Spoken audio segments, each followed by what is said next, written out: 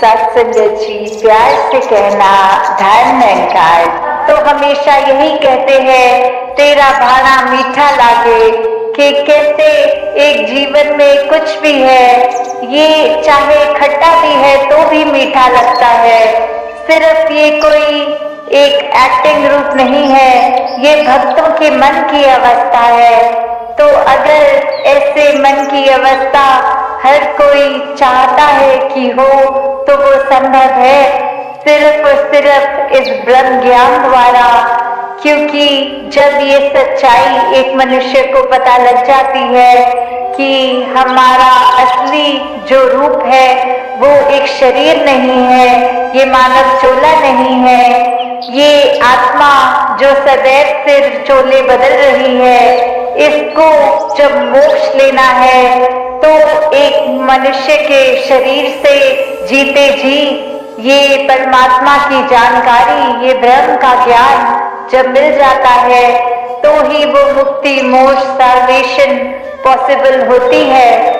और अपने मन में सिर्फ ये जिज्ञासा लाना ही उस समय कि किस तरह हम कहाँ से आए हैं, कहाँ जाना है और जीते जी किस तरह का जीवन निभाना है।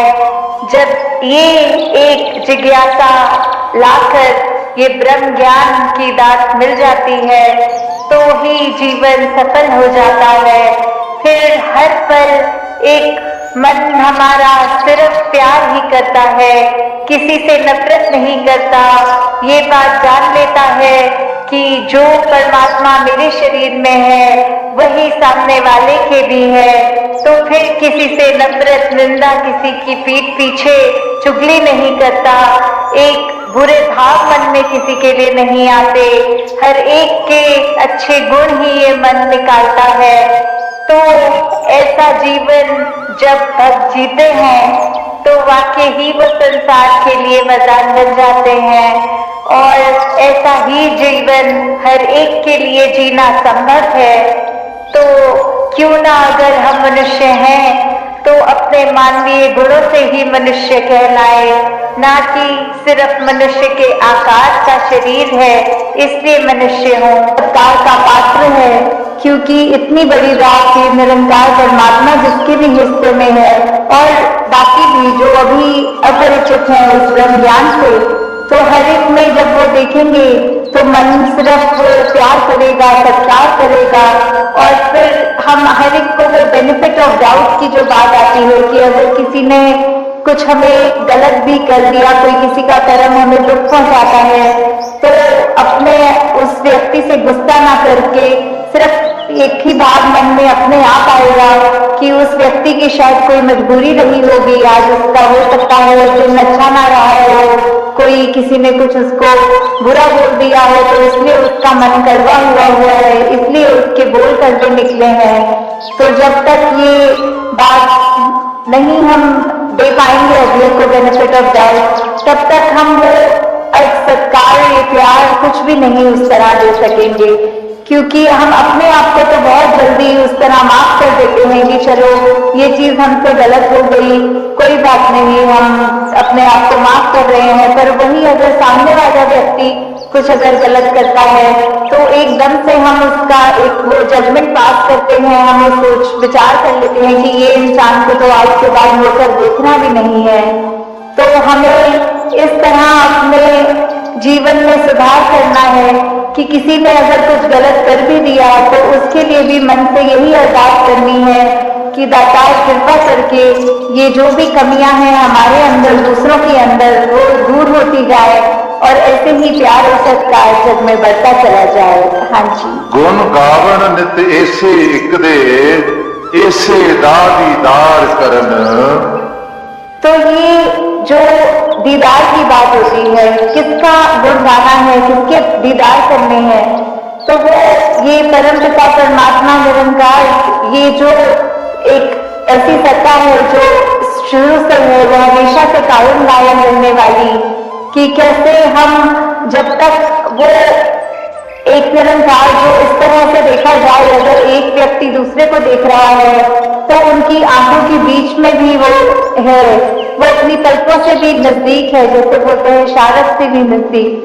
तो इतना करीब होने के बाद जब वो अपनी आंखों से नहीं खुद देखा जाता, वो संतों का संग करने के बाद ही ये दात प्राप्त होती है, जो अपने लिए तो सुखदायी होती भी है और हमारे जीवन में वो ऐसा एक हमारा पल पल बना देती है कि हर पल में सिर्फ ये निरंकार प्रभु परमात्मा का शुक्रिया निकलता है हर समय, और वो बात कि इसी के ही हमेशा गुणगान करने हैं। फिर बाकी चीजें लगता है कि है सबकी इम्पोर्टेंस अपनी है, पर निरंकार से ज्यादा इम्पोर्टेंट कुछ नहीं, इस परमात्मा से ज्यादा जरूरी कुछ नहीं। हाँ जी, इसे एक दे नाल जोड़ के बेड़ा जग दा पार करन।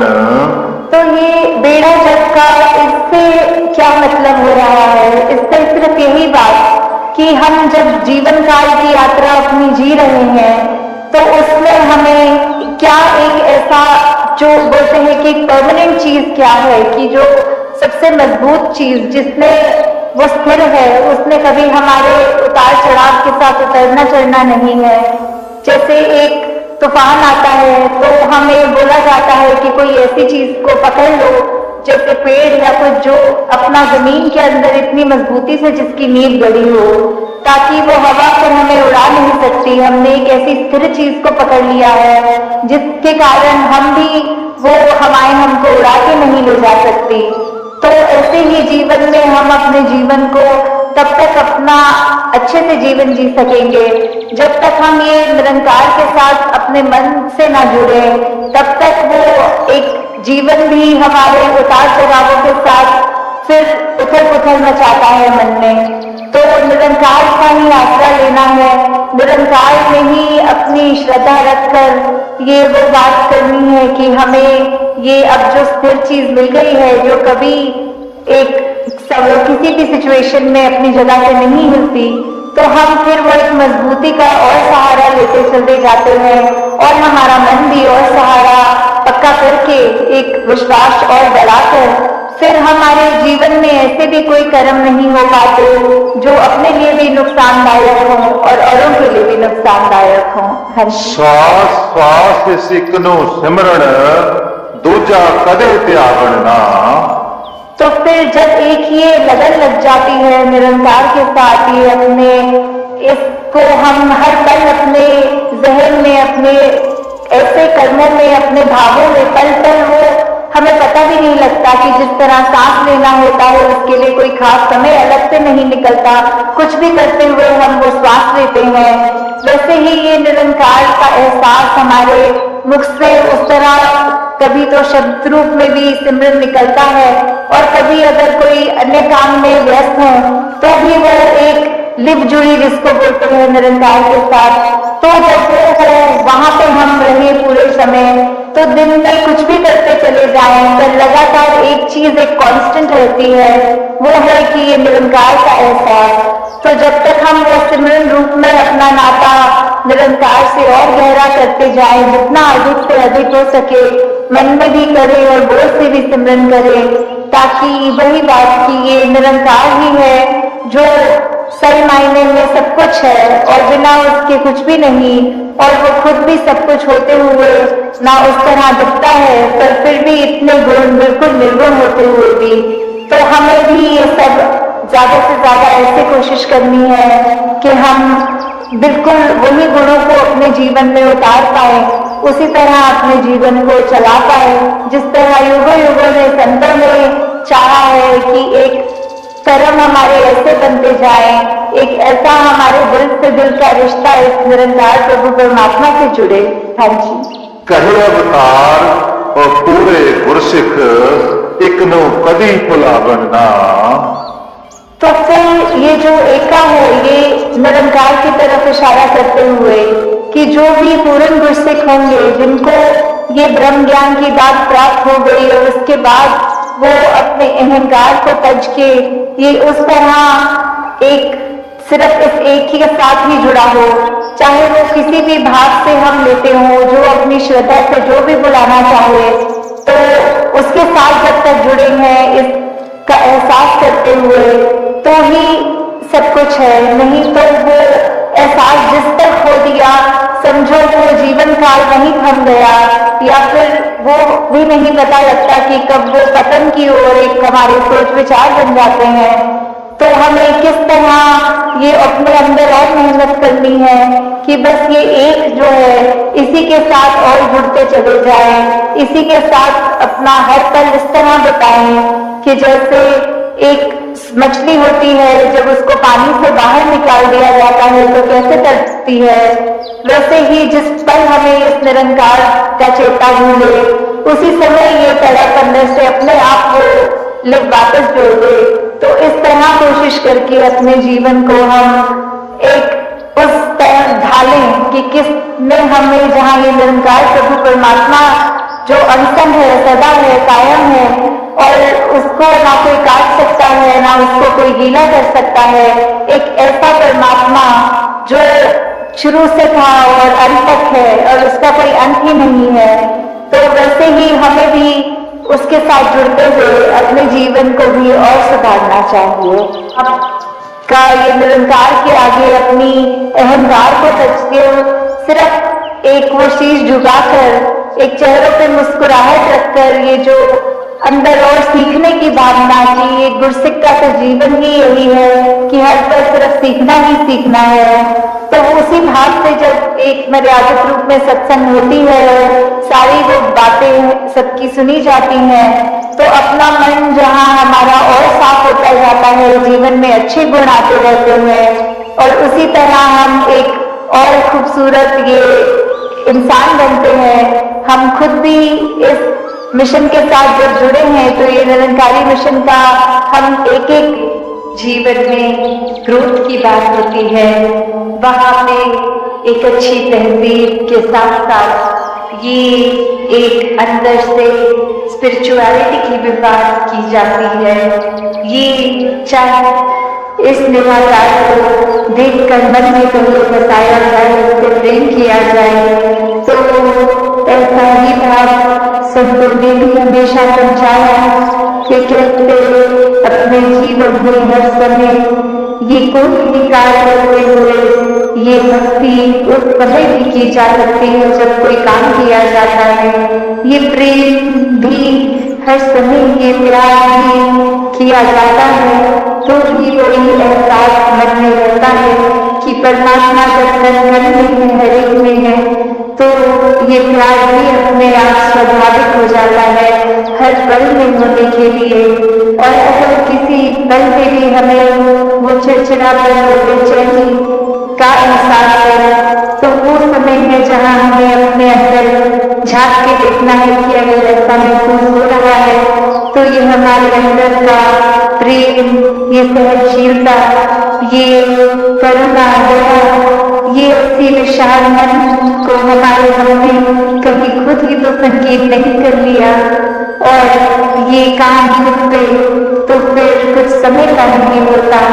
ये हर पल इस निराकार के एहसास में रहकर खुद की बेहतरी के लिए एक शिक्षा जो सत्संग से भी मिलती है, और सत्संग समाप्त होने के बाद भी पूरे संसार से कंगन से भी मिलती है। तो ऐसी ही शिक्षाओं को एक अपने अंदर डालकर अपने जीवन को वरदायी जीवन बनाने, एक हरि के परोपकार में लगाने, ये कोई छटाई करके एक अपने मन मुताबिक बातें और लोगों को नहीं अपनाया या एक दूर किया जाए, ये हर सभी के लिए मन के भाव हो कि हर कोई अपने जीवन में भक्ति को अपना पाए, एक दूसरे के लिए आदर सत्कार भी मन में हो। तो ऐसे जो बात ये बोलने के लिए तो बहुत ही बेसिक है, शायद कोई छोटे बच्चे को भी ये एक छोटी उम्र से स्कूल में भी शिक्षा के तौर पर एक साइंस के रूप में भी बताया जाता है, तो फिर ये साइंस बात को क्यों रिपीट किया जाता है। तो बात होगी कि अगर सीखा है तो हो सकता है वो कुछ पल के लिए उस तरह से बात से भाग जोड़े, पर अगर वो अंदर से ही बात रहती है तो वो हमेशा के लिए रहती है। उसकी कोई शर्त छोटी कम देर के लिए नहीं। वो गुण फिर हम पहले खुद ही बन जाते हैं। तो जब हम खुद ही वो गुण बन गए, चाहे वो प्रेम बन गए, चाहे विशालता बन गए, चाहे अनेकों गुण जो भी हैं, वो बनते जाएंगे तो जीवन भर वो स्वभाव में भी रुकेगा। तो ऐसा ही जीवन भर तो रहा है कि ऊपरी कोई सिखाई नहीं। ये तो लोग अपना एक निराकार के हवाले है और इसी में एक दिख वाली अवस्था है। तो ऐसा ही भक्ति भरा जीवन हर कोई जीना जाए। सेवा सिमरन और सत्संग को प्राथमिकता दिए हुए अपने जीवन को हर काम किए जाए और उसमें भी फिर भी होगा, चाहे वो किसी प्रकार का भी एक ठीक नियम से किया गया काम हो, कोई चक्र चालाकियां ना उसमें मिले। तो दातार हरेक से कृपा करे कि हरेक के दिल और कोमल होते जाए, हरेक के मन स्वभाव होते जाए, हर कोई निष्काम भाव से सेवा करता जाए। एक पूरे संसार के लिए भी एक हमारा एक कंपैशन भी मंदिर हो और उसी तरह फिर ये पूरे समाज के लिए, संसार के लिए अपनी कॉन्ट्रीब्यूशन को पॉजिटिव हर कोई देता जाए कि कैसे अपने जीवन में हर ये चलते ही जाना है। एक स्टैटिक अपनी जगह हम भी जीवन नहीं जिया जा सकता और ऐसे जीवन होते हुए भी ये जो मूवमेंट की बात है कि ये चलते रहने की बात है, वो बात यही कि इस निराकार को जीवन में बताना होगा। इसको जानकर उसको मन में हर समय जो प्रकाश करना, उन्हीं का जीवन एक उस पेड़ की तरह अपनी जड़ें अपनी मजबूत की अपनी जगह पर तूफान आने में होते और फिर भी वो एक नदी की तरह बहते रहना, चलते रहना, इसीलिए निराकार है। तो ऐसे जीवन को संत हमेशा जीकर दिखाते हैं कि कैसे कोई भी सिचुएशन हमें उस तरह से उसकी काबू में नहीं आता है। एक भक्त तो बस इस निराकार में होता है और फिर चाहे उसकी आसपास ये एक बेपरवाह की तरह ये हमेशा करता हुआ हर सिचुएशन को आराम से भक्त दिखा देता है। तो एक कहानी भी जहाँ एक जगह पर एक इंसान को पता लगता है कि यहाँ कोई बहुत ही एक वायरस इंसान आए हैं जो बहुत ही एक सूझवान है और उसके पास जाकर वो कहते हैं कि आपको मुझे पता है और उसमें आ रही है, मैं ज़्यादा नहीं हुआ, बस एक ऐसी कोई शिक्षा जो आप जीवन में कोई मुझे एक आप में लेकर समय बचाने और हमारा है, तो इसकी क्या हो। एक आज संसार में कहीं भी देखें, ये प्रकृति की ओर ही देखें तो क्या नजर आता है। जो एक वृक्ष है, पेड़ है, उसका आकार, उसका स्वभाव एक नदी की ओर देखें उससे कितना अलग होगा। ये जिस तरह भी परमात्मा ने पूरी सृष्टि में इस प्रकृति की रचना करी तो सबको एक जैसा ही कार्य नहीं मिला करने के लिए। सब अपने नियम से सूरज का समय, उगने का, ढलने का समय, एक हर चीज को जहाँ देखेंगे वहाँ हर एक को एक जैसा प्रेम काम नहीं मिला हुआ। उसी प्रकार अगर हम फिर ये भी देखें कि हर कोई एक प्रकृति की चीज अगर आपस में कहे कि आप मुझसे कितने अलग दिखते हो, आपका कार्य मेरे जैसा नहीं है, आपका सोर्स ऑफ एनर्जी, खाना पीना सेम नहीं है मेरे जैसा, तो इसलिए आपस में भिड़ जाए। नहीं, प्रकृति में कभी ऐसा नहीं देखा गया। कि कोई पहाड़ लड़ रहा है हवा से या कोई और चीज, तो बात रही कि चाहे देखने में कितने अलग, स्वभाव कितना अलग, फिर भी एक कोएग्जिस्टेंस देखी जाती है कि ये तालमेल, ये हार्मनी देखी जाती है।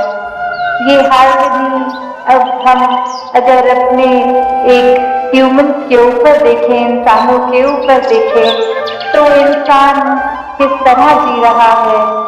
एक छोटा सा ही कारण बना लेता है कि सामने वाला व्यक्ति मेरे जैसा दिखता नहीं है, मेरी एक राज्य की भाषा नहीं बोलता, एक कुछ खाने पीने का एक तरीका, बोलचाल का, एक जाति, एक रिलीजन सब अलग है, तो इसको एक कारण बना लेता है खुद को दूसरे व्यक्ति से ज्यादा ऊंचा और अगले को नीची दृष्टि से देखने का। एक इंसान को जब परमात्मा ने बना के इस संसार में जन्म दिया, तो क्या भाव होना एक इंसान का। इंसान को प्यार बनने के लिए, प्यार बांटने के लिए जो जन्म हुआ, और वो ही एक जन्म नफरत में समय बर्बाद करने में लगा हुआ इंसान, अगर कोई बहाना ना भी हो तो भी छोटे छोटे कारण ही एक घर के अंदर ही बना लेते हैं। अजनबियों के साथ तो छोड़ो, आपसी परिवार में भी, कि अपने परिवार के इस सदस्य के इस स्वभाव की ये बात नहीं पसंद, इसलिए कुछ समय उनसे बात नहीं करेंगे, या अपनी बोलचाल वाणी को गुस्से में या अपशब्द बोल के उनका तिरस्कार कर दिया जाता है। तो बात क्या, अगर हम एक पूरे संसार, एक पूरे ब्रह्मांड में देखें, तो एक हमारी एग्जिस्टेंस तो उसके सामने रत्ती भर भी नहीं है, फिर भी हमने अपनी मान्यताओं को, अपने आप को सर्वश्रेष्ठ बनाने, अपने दिमाग में ऐसा खुद को अहंकार से भर लिया कि फिर एक किसी के लिए भी दिल विशाल नहीं हो रहा, औरों के लिए क्या अपनों के लिए भी नहीं हो रहा। तो अगर हम ये देखें कि हर एक का स्वभाव अगर अलग है, तो भी एक इंसानियत होना क्या है। एक इंसानियत हर एक को सबसे पहले एक्सेप्ट करने की बात, कि बेशक हर एक का स्वभाव अलग है, फिर भी ये जानते हुए उनको अपनाना, ये अपनत्व आना जीवन में। और ये अपनत्व कैसे आ सकता है, ये एक इंस्टिंक्ट कैसे बन सकता है, अगर हम उस लिहाज से सोचें कि ये वर्ड प्यार, ये शब्द इतना बड़ा, इतना गहरा, और ये पूरे संसार को प्यार करना क्या संभव है, कि कैसे एक किसी को जानते हैं या नहीं जानते, एक किसी की मान्यता हमसे अलग है, तो भी हर एक से प्यार किया जा सकता है। और उसका एक सरल सा तरीका कैसे, कि हर चीज की जो उपज है ये परमात्मा, चाहे हम अपनी आस्था के अनुसार जो भी शब्द बोले, भगवान बोले, निराकार बोले, तो ये निराकार से पूरे ब्रह्मांड की एक रचना है और इसी का बनाया सब कुछ।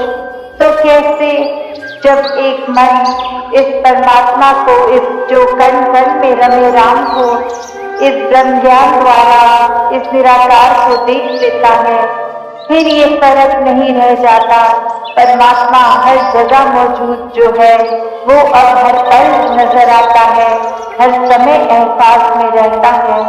और यही एहसास है जो अगर पूरा समय एक मन में सुमिरन का भी रूप ले लेता है, ये दिल फिर बुरी चीजों में, निंदा नफरत में एक मन नहीं ठहरता, मन करता है कि इस निराकार के साथ और जुड़े, सत्संग में आने का भी दिल, कि कैसे हर कोई संत, हर कोई भक्त इस परमात्मा की ही बात करेगा, तो अपने समय को जब और कोई पारिवारिक जिम्मेवारी नहीं निभा रहे, तो एक सत्संग आकर, सत्संग में बैठकर एक कैसे इस निराकार से और ज्यादा अपने मन का नाता गहरा किया जा सकता है।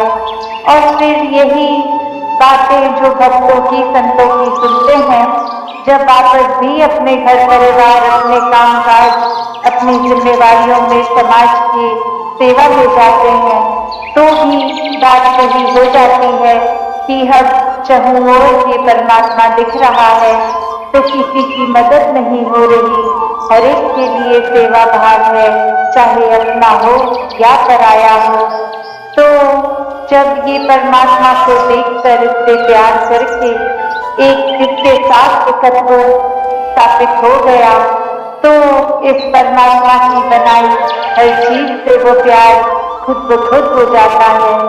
ऐसा ही भाव आज बार बार रूहानियत और इंसानियत संगम में सब सुन रहे थे कि ये परमात्मा, ये रूहान मस्तिष्क के साथ जुड़ जाता है, तो ये इंसानी गुण, ये ह्यूमन वैल्यू एक सीखने की बात नहीं रह जाती, वो खुद ब खुद ये दिल हमारा प्यार बन जाता है, तो प्यार बांटता है। फिर दिल किसी की छोटी छोटी बुराइयों को नहीं तलाशता, हर एक के लिए मन इतना विशाल हो जाता है कि सबको एक्सेप्ट करते हुए, सबसे प्यार करते हुए, इस मन में वो गलतियों की बावजूद भी हर किसी की एक मन में प्यार का भाव के साथ उनको बता लेते हैं। फिर एक मन करुणा, दया का प्रतीक बन जाता है कि किसी के लिए भी अगर कुछ तकलीफ हो रही है तो कैसे खुद सेवा भाव मन में जागता है कि इनके जीवन में हमारे वजह से अगर कोई कंफर्ट आ सके, कोई आराम आ सके, तो उसके लिए भक्त हमेशा तत्परस्त रहते हैं। तो कैसे ये भाव कि इंसानी गुण सिर्फ स्कूल जाके एक मॉरल साइंस की तरह, एक शिक्षा की तरह अगर सीख भी लिए तो वो हर समय के लिए अंदर नहीं रहते, क्योंकि अपने स्वभाव के अहंकार रूप हो या कोई और चीज हावी है तो वो अच्छाई उस पल चली जाती है और मन दूषित होकर कहीं और ही लग जाता है। पर जब ये अच्छाई आएगी इस परमात्मा के एहसास से, तो वो हर समय के लिए अंदर रहेगी, फिर वो ऊपरी सिखलाई नहीं, एक अंदर से स्वभाव बन जाएगी। तो ऐसी एक अच्छाई हर समय जीने की शिक्षा ही भक्तजन संतजन देते हैं और कहते हैं कि अभी तक का जीवन, चाहे बाल अवस्था हो या बुजुर्गी, एक संसार में आकर कर्तव्य निभाते हुए एक इस माया में अक्सर इतना उलझ जाते हैं कि फिर वो भूल जाता है कि घर परिवार एक मेहनत करके एक करा भी तो उसमें इतना खचित ना हो जाए कि परमात्मा के लिए ही समय ना दे पूरे दिन में। तो जब भक्ति होती है वो तो हर समय की है, उठते जागते खाते पीते ही सब भक्ति करते हैं, कोई अलग से समय निर्धारित नहीं, एक हर पल की भक्ति। तो जब संसार का माया रूप यही धन दौलत वस्तुएं अगर हावी हो रही हैं, तो खुद को वहीं रोककर ये चेतनता जो परमात्मा ने दी है, तो सोचे कि ये जो सामान हमने इकट्ठा किया है इसका सदुपयोग हो रहा है कि दुरुपयोग।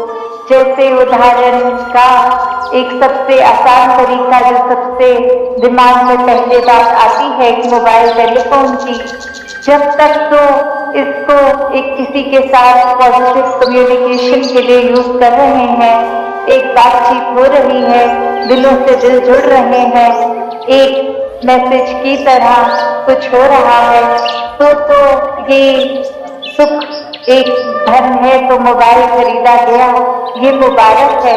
पर वही अगर इसका दुरुपयोग होने लग गया, एक किसी की ईर्ष्या वाले मैसेजेस को ब्रॉडकास्ट किया गया, एक ऐसी बातों को इंटरनेट पे सिर्फ जहाँ किसी की बुराई हो रही है, वो चुगली हो रही है, उसको ही नॉलेज को देखते गए, तो फिर वो एक बात जो सुख के लिए थी वो परेशानी का भी अपने लिए कारण बन जाती है।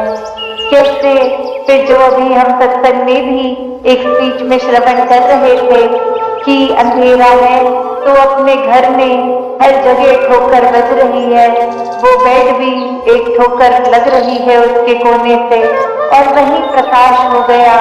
तो कैसे नजर आ रहा है ये बेड है, ये फ्रिज है, और अब कैसे उसका आनंद लिया जा रहा है, उसका एक शुभ लाभ हो रहा है। नहीं तो वही सुख की चीज दुख का कारण बन रही थी। तो संतों ने भी जिस तरह लिखा है कि सिमर गयो रवि देखते, ये अंधेरा सालों साल का एक आत्मा का, ये कितने ही अंधकार में न जाने कितने एक शरीर बदलते हुए अपना आप को जहाँ कंफ्यूजन में वही शरीर मान लेती है। और जब ये मनुष्य का चोला मिलता है तो ये गोल्डन अपॉर्चुनिटी, ये सर्वश्रेष्ठ इस योनि को कहा गया क्योंकि इसी योनि में एक परमात्मा की प्राप्ति संभव है। तो इस आत्मा का युगों युगों का अंधेरा कि ये जो भ्रमित हो गई, ये कंफ्यूजन दूर करने के लिए ये जो मौका मिला कि इसमें भी जब अगर हम और योनियों में देखें, ये निद्रा भोजन भोग है ये हर एक योनि में चल रहा है।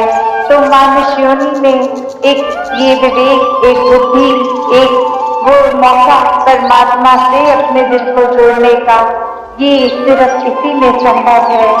और जो इस जीते जी इस अवसर को गवाते नहीं हैं, अपने जीवन को व्यर्थ नहीं करते, ये परमात्मा की प्राप्ति करके हर पल परमात्मा को देख लेते हैं, तो उनका ही जीवन जीते जी भी एक असली मनुष्य वाला जीवन बनता है और अंत समय श्वास छूटने पे भी मोक्ष और मुक्ति के हकदार बन जाते हैं।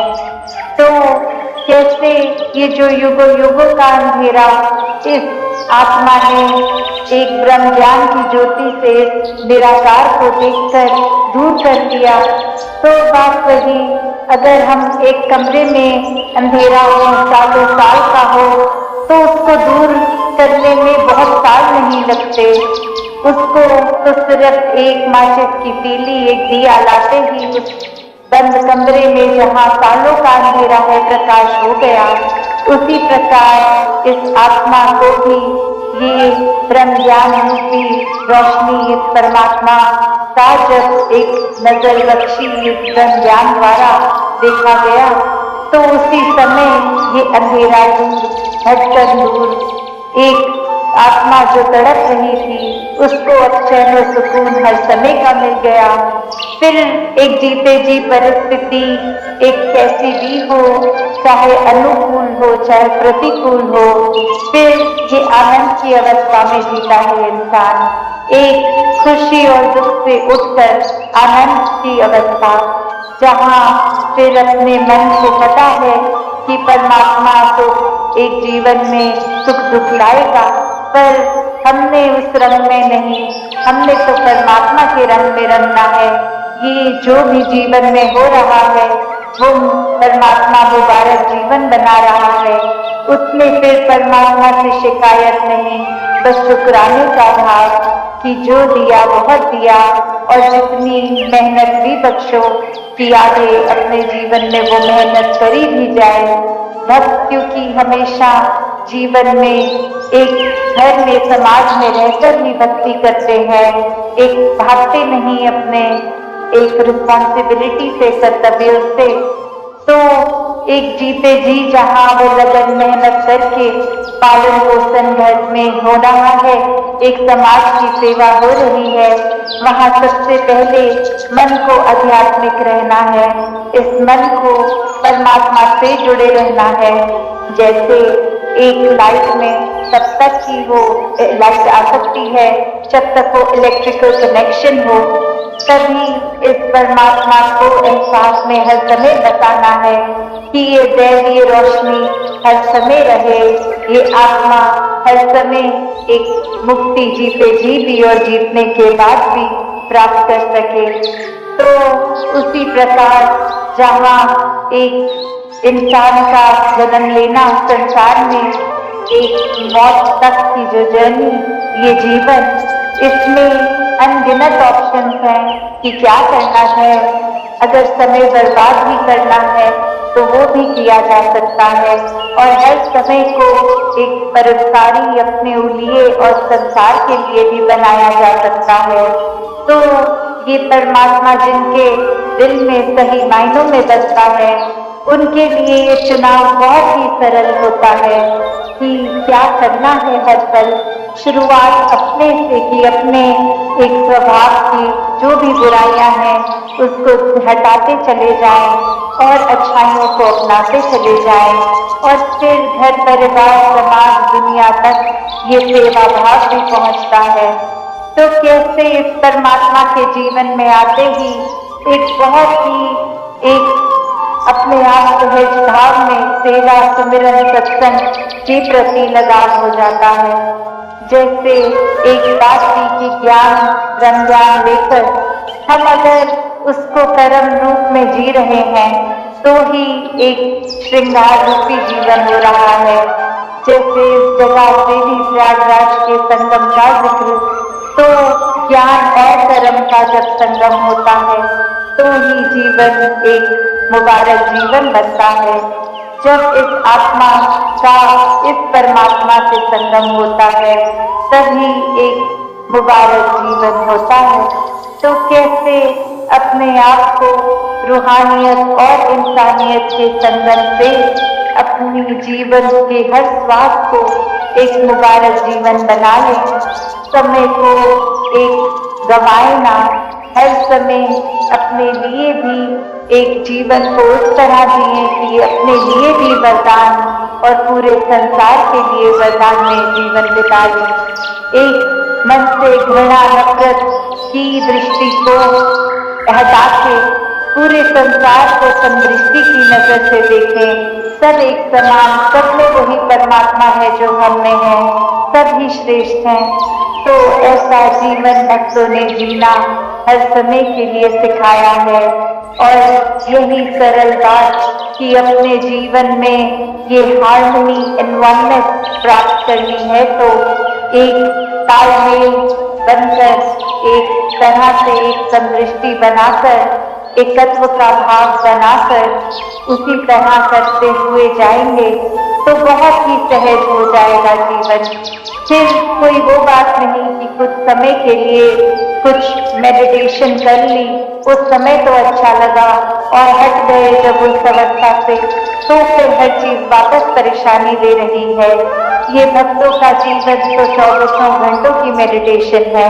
ये मन में ही इतनी शांति सुकून आती है हर समय कि फिर जो परमात्मा है मन इसी पे टिक गया, और जो चीज स्थिर है वो उस पे मन टिका है, तो मन तो अस्थिर किसी भी अवस्था में नहीं हो सकता। वरना दुनियावी चीजों से अगर मन टिकाएंगे कि आज ये उपाधि मिली है, कल और बड़ी उपाधि चाहिए, उसमें एक मन का उथल पुथल हो जाना। आज इतना धन कमाया है, कल और बढ़ के कमाए, फिर मन को अस्थिर कर लिया। आज छोटी गाड़ी खरीदी है, कल और बड़ी खरीदनी है, उसमें हम उस पल में उस छोटी गाड़ी को नहीं एंजॉय कर रहे, आगे अगली पड़ाव के लिए ही उस पल को गवा रहे हैं। तो कैसे अस्थिर चीजों ने, तो ये हमारी इच्छाओं ने तो कभी भी रुकना नहीं है, इन्होंने तो बढ़ते जाना है। जब जितना ज्यादा एक चीज से जुड़ेंगे वो एक समय के लिए सुख अगर है भी अगले पल दुख बन जा रही है। तो ऐसे ही एक दुखों से अपने आप को दूर करने का फिर वही एकमात्र एक परमात्मा ही है। जितना मन परमात्मा में टिकाएंगे, जितना अपने मन को संतोष का एहसास ये लेंगे, तो उतना ही समय हम अपने जीवन का एक इंसान में एक ह्यूमन वैल्यू से जिया हुआ जीवन जिएंगे। एक अपने जीवन का अंधेरा जब रोशनी मिल गई और उसको फिर रोशनी का प्रयोग नहीं किया, आंखें बंद कर ली, तो भी कोई फायदा नहीं कि अब इंसान नजर होकर एक सूरज के नीचे चलते चलते किसी खंबे में खा रहा है, तो उसको पूछने वाला पूछता है कि क्या आपकी नजर कमजोर है कि आपको ये खंबा दिखा? नहीं, मेरी नजर ठीक है। तो क्या हुआ कि आप क्यों उसमें टकराए? कह रहा कि वो मैं आंख बंद करके चल रहा था, इसलिए मैं टकरा गया।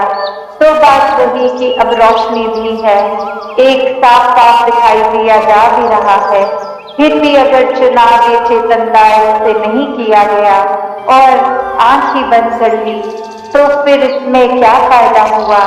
उसी प्रकार ये संतों की वाणी, ये संतों का साक्षात जीवन, एक सत्संग में आना, एक हर पल ब्रह्म ज्ञान लेकर निराकार जहाँ मन में बसा सकते हैं, पर फिर अपने आप को अगर वहां से हटा के अपनी आंखें ही मन की बंद कर लेगी, तो फिर वो रोशनी होने का भी क्या फायदा?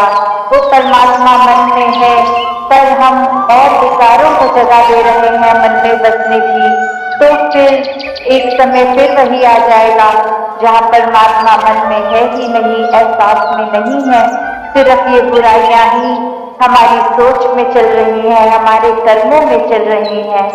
तो जीवन किस तरह जीना है, उतनी चेतनता हर एक में है। तो उसी प्रकार सत्संग जी प्यार से कहना धन निरंकार जी। स्वागत है आप सभी का हमारे YouTube चैनल सोना इंस्पायर विचार पर। सत्संगत जी, आज मैं लेकर आया हूँ आप जी के चरणों में बहुत ही सुंदर विचार, जिसका विषय है सत्संग में क्यों जाना चाहिए। चलिए जानते हैं इस विचार के माध्यम से। सत्संगत जी, आज के समय में हर व्यक्ति किसी न किसी तनाव, चिंता और समस्याओं से घिरा हुआ है। भागदौड़ भरी जिंदगी में मानसिक शांति और आत्मिक संतोष पाना मुश्किल हो गया है, लेकिन एक ऐसा स्थान है जहां जाने से मन को शांति मिलती है, आत्मा को बल मिलता है और जीवन को सही दिशा मिलती है, और वह स्थान है सत्संग। सत्संग केवल धार्मिक चर्चा या भजन कीर्तन तक सीमित नहीं है, बल्कि यह आत्मज्ञान, आध्यात्मिक उन्नति और सकारात्मक ऊर्जा प्राप्त करने का एक सशक्त माध्यम है। सत्संग जी, इस वीडियो में हम विस्तार से जानेंगे कि सत्संग में क्यों जाना चाहिए, इसके क्या लाभ है और यह हमारे जीवन को कैसे बदल सकता है। तो आइए शुरू करते हैं। सत्संगत जी, सत्संग का अर्थ और महत्व। सत्संग दो शब्दों से मिलकर बना है, सत सत्य और संग संगति, अर्थात सत्य की संगति। जब हम सज्जनों, संतों या आध्यात्मिक मार्गदर्शकों के साथ बैठते हैं और सत्य मार्ग की चर्चा करते हैं, तो उसे सत्संग कहा जाता है। शास्त्रों में कहा गया है, सत्संगति किम ना करोति उषाम, अर्थात सत्संग मनुष्य के जीवन में चमत्कारी परिवर्तन ला सकता है। सत्संग में जाने के लाभ। नंबर 1, मन की शांति और सकारात्मक ऊर्जा। आजकल हर कोई मानसिक तनाव से ग्रस्त है। सत्संग में जाने से हमें शांति और सकारात्मक ऊर्जा मिलती है। जब हम ईश्वर का नाम सुनते हैं, संतों के वचन को सुनते हैं, तो हमारा चित्त स्थिर होता है और हमें मानसिक राहत मिलती है। नंबर 2, अच्छे विचारों का संचार। सत्संग में जाने से हमारे विचार शुद्ध होते हैं। अक्सर हम बुरी संगति के कारण नकारात्मक सोच विकसित कर लेते हैं, लेकिन जब हम संतों और ज्ञानी जनों की संगति में बैठते हैं, तो हमारे भीतर अच्छे विचार उत्पन्न होते हैं। नंबर 3, आत्मा का शुद्धिकरण और आध्यात्मिक उन्नति। हमारा शरीर भोजन से विकसित होता है, लेकिन हमारी आत्मा का पोषण सत्संग से होता है। जब हम आध्यात्मिक ज्ञान प्राप्त करते हैं तो हमारे भीतर करुणा, प्रेम और सच्ची भक्ति जागृत होती है। नंबर 4, अहंकार का नाश और विनम्रता का विकास। सत्संग हमें अहंकार को त्यागना सिखाता है। जब हम संतों की वाणी सुनते हैं तो हमें एहसास होता है कि संसार में सब कुछ नश्वर है। इससे हमारे भीतर विनम्रता आती है और हम अपने जीवन में सेवा और परोपकार को अपनाते हैं। नंबर 5, सही मार्गदर्शन और प्रेरणा मिलती है। जीवन में कई बार हमें यह समझ नहीं आता कि कौन सा मार्ग अपनाए। सत्संग में हमें सही मार्गदर्शन मिलता है। संत महात्मा हमें धर्म, कर्तव्य और सत्य के मार्ग पर चलने की प्रेरणा देते हैं। नंबर 6, पापों से मुक्त होने का मार्ग। कहा जाता है कि सत्संग से पाप भी पुण्य में बदल जाते हैं। जब हम सच्चे मन से सत्संग में जाते हैं तो हमारे बुरे कर्मों का प्रायश्चित होता है और हम ईश्वर की कृपा प्राप्त करते हैं। नंबर 7, बुरी संगति और विकारों से बचाओ। सत्संग हमें बुरी संगति, मोह माया, क्रोध, लोभ, अहंकार और अन्य विकारों से बचाने का सबसे उत्तम साधन है। जब हम सत्संग में जाते हैं तो हमारा मन पवित्र होता है और हमें सही राह पर चलने के लिए प्रेरणा मिलती है। सत्संग में जाने से जीवन में कैसे बदलाव आता है? नंबर 1, दृष्टिकोण बदल जाता है। जो व्यक्ति पहले संसार के सुख दुख में उलझा रहता था, सत्संग के बाद वह समझने लगता है कि सच्चा सुख, आध्यात्मिक सुख, वह अब छोटी छोटी चीजों में उलझने के बजाय बड़ी सोच रखता है। नंबर 2, रिश्तों और व्यवहार सुधरते हैं। सत्संग में प्रेम, करुणा और क्षमा का महत्व सिखाता है। इससे हमारे रिश्ते मजबूत होते हैं और हम अपने परिवार एवं समाज के प्रति आध्यात्मिक संवेदनशील हो जाते हैं। नंबर 3, अनुशासन और आत्म संयम आता है। जब हम नियमित रूप से सत्संग में जाते हैं तो हमारे भीतर अनुशासन और आत्म संयम की भावना विकसित होती है। हम अपने जीवन को अधिक व्यवस्थित और सार्थक बना पाते हैं। नंबर 4, मृत्यु का भय समाप्त हो जाता है। सत्संग में हमें सिखाया जाता है कि मृत्यु अंत नहीं बल्कि एक नया प्रारंभ है। यह ज्ञान हमें भयमुक्त कराता है और हमें ईश्वर के प्रति समर्पित बनाता है। सत्संग में कैसे जाए और क्यों जाए? सत्संग जी, अगर आप सत्संग का लाभ उठाना चाहते हैं तो इन बातों को अपने जीवन में जरूर अपनाएं। जैसे नियमित रूप से सत्संग में जाए, ध्यान और भक्ति भाव से संतों के प्रवचन सुने, जो सीखा है उसे अपने जीवन में उतारने का प्रयास करें, अच्छे विचारों और आध्यात्मिक ग्रंथों का अध्ययन करें, संतों और गुरुजनों का सम्मान करें और उनसे मार्गदर्शन लें। सत्संग में केवल शारीरिक रूप से ही नहीं बल्कि मन से भी उपस्थित रहे। सत्संगत जी, सत्संग एक अमूल्य खजाना है जो हमारे जीवन को सुंदर, शांत और सार्थक बना देता है। यह हमें न केवल आत्मिक बल देता है बल्कि हमें सही मार्ग दिखाकर हमारे जीवन को भी उज्जवल बनाता है। अगर आप भी अपने जीवन में बदलाव चाहते हैं, मानसिक शांति और आत्मिक सुख की खोज में है, तो आज ही सत्संग में जाने का संकल्प ले। सत्संग से बड़ा कोई तीर्थ नहीं और भक्ति से बड़ा कोई धन नहीं।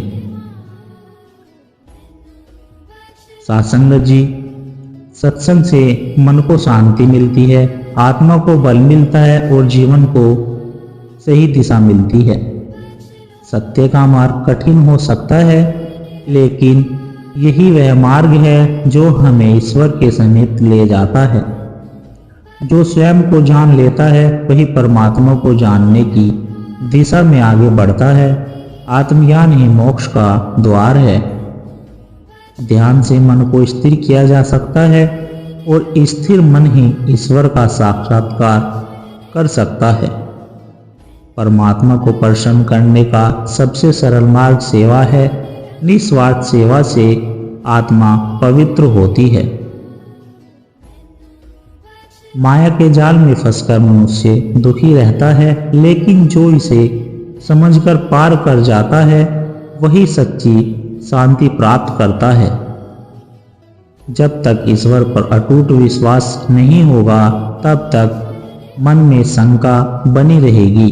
विश्वास ही आध्यात्मिक उन्नति की कुंजी है। मनुष्य अपने कर्मों से ही अपना भाग्य बनाता है। शुभ कर्म करे तो शुभ फल अवश्य मिलेगा। संतोष ही सबसे बड़ा धन है। जिस मनुष्य के पास संतोष है वही सच्चे सुख का अनुभव करता है। ईश्वर प्रेम और करुणा में बरसते हैं। दूसरों के प्रति प्रेम और करुणा रखना ही सच्ची भक्ति है। सच्ची भक्ति का चमत्कार पुराने समय की बात है।